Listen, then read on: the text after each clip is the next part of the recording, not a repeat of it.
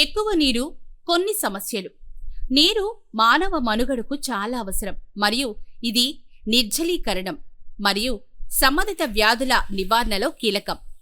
నీరు క్యాలరీలు లేనిది, చక్కెర లేనిది మరియు మానవులకు అనేక రకాల ప్రయోజనాలను అందించడంలో సహాయపడుతుంది. నీటి ఆరోగ్య ప్రయోజనాలు కొన్ని: మెరుగైన శారీరక పనితీరు, శరీర ఉష్ణోగ్రత నియంత్రణ, తగ్గిన ఆక్సీకరణ ఒత్తిడి, మెరుగైన మెదడు పనితీరు, మూత్రపిండాల్లో రాళ్ల ప్రమాదం తగ్గడం మరియు మలబద్ధకం వంటి జీర్ణశయాంతర సమస్యలు తగ్గడం వంటివి ఉండవచ్చు. నీటి ముఖ్యమైన ప్రయోజనాల్లో 1. శరీరంలో రక్తపోటును సాధారణీకరించడం మరియు తీవ్రమైన తలనొప్పి, అలసట, ఛాతీ నొప్పి మరియు శ్వాస తీసుకోవడంలో ఇబ్బందులు వంటి లక్షణాల ప్రమాదాన్ని నివారించడం. సరైన నీటిని తీసుకోవడం గుండె మరియు ఇతర శరీర అవయవాలకు మంచిది. కానీ ఒక వ్యక్తి ఎక్కువ నీరు త్రాగినప్పుడు ఏం జరుగుతుంది? ఓవర్ హైడ్రేషన్ వల్ల ఏవైనా దుష్ప్రభావాలు ఉన్నాయా? ఎక్కువ నీరు త్రాగడం వల్ల రక్తపోటు ఎలా ముడిపడి ఉంటుంది అనే విషయాలను అందరూ తెలుసుకోవాలి. మానవులకు సిఫార్సు చేయబడిన నీటి మొత్తం ఎంత?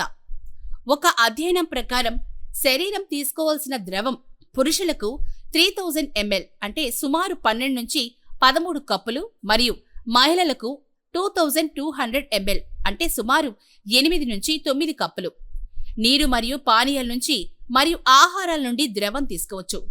వాటిలో నీరు కూడా ఉండవచ్చు. ఒక వ్యక్తి ఆరోగ్య స్థితిని బట్టి వినియోగించే నీటి పరిమాణం మారవచ్చు. ఓవర్ హైడ్రేషన్ అంటే ఏంటి?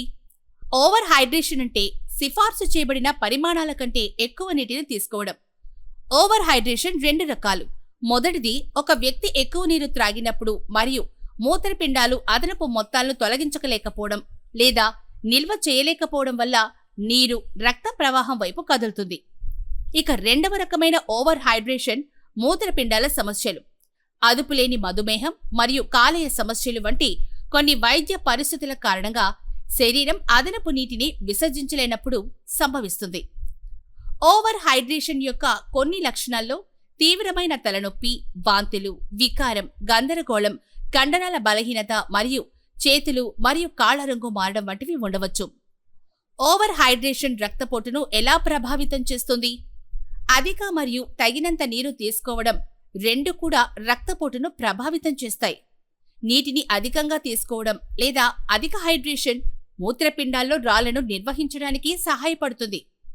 అయితే ఇది గుండె ఆరోగ్యానికి మంచిది కాదు. అధిక నీటి వినియోగం రక్తంలో నీటి పరిమాణాన్ని పెంచుతుంది. ఇది సోడియంతో సహా రక్తంలో ఉన్న ఎలక్ట్రోలైట్లను పలచన చేస్తుంది. ఎలక్ట్రోలైట్లు ద్రవ స్థాయిలను నిర్వహించడానికి సహాయపడతాయి మరియు శరీరంలోని ఆమ్లాలు మరియు బేస్ వంటి రసాయనాలను సమతుల్యం చేయడానికి బాధ్యత వహిస్తాయి. కండరాలు మరియు నరాల సరైన పనితీరుకు సోడియం కూడా చాలా అవసరం. రక్తంలో సోడియం స్థాయిలు 135 mml కంటే తక్కువగా ఉన్నప్పుడు హైపోనాట్రేమియా సంభవిస్తుంది. దీనివల్ల నీరు శరీర కణాల్లోకి ప్రవేశించి అవి ఉబ్బిపోతాయి. సెల్యులర్ వాపు రక్తపోటుకు అంతరాయం కలిగిస్తుంది మరియు ధమనుల దృఢత్వం అలాగే గుండె వైఫల్యం వంటి హృదయ సంబంధ సంఘటనల ప్రమాదాన్ని కూడా పెంచుతుంది. అలాగే మూర్ఛలు మరియు కోమా ప్రమాదాలను పెంచుతుంది. శరీర బరువులో 60% నీరుంటుంది. ఇది శరీరానికి నీటి ప్రాముఖ్యతను వెల్లడిస్తుంది. అయితే అవసరమైన దానికంటే ఎక్కువ నీరు త్రాగడం వల్ల అనేక దుష్ప్రభావాలు ఉంటాయి. కాబట్టి అధికంగా తాగకుండా ఉండండి.